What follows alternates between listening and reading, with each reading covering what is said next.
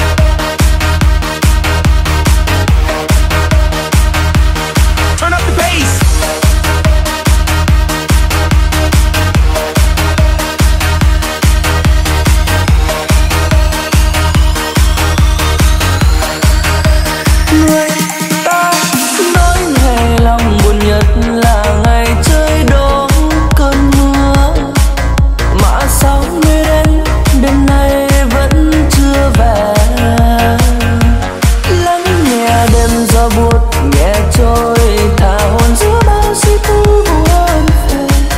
Một ngày vui đến sau vẫn ngày sau. Lặng nhìn ai đang đi bên một người, làm lẽ buông sốc không đành tâm. Cứ yêu thôi nhẹ nhàng bên ngàn nỗi đau. Lặng nước mắt sau ngàn nụ cười, vì đâu phải có chấp đến như vậy. Lặng lẽ yêu nay, lặng lẽ buồn.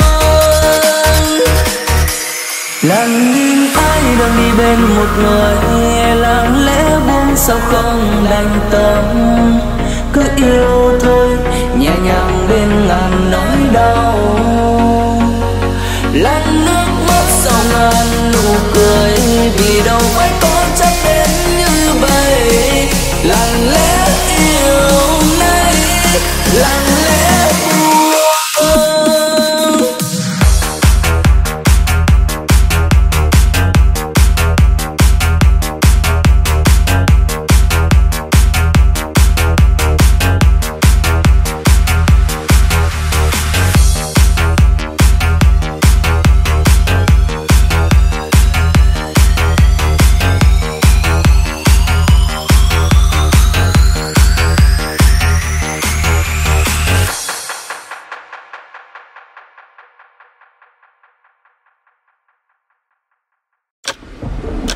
Người ta nói ngày lòng buồn nhất là ngày trời đổ cơn mưa. Mà sao nơi đến đêm nay vẫn chưa về. Lắng nghe đêm gió buốt nhẹ trôi, thả hồn giữa bao suy tư buồn phiền. Một ngày vui đến sau vẫn ngày sau.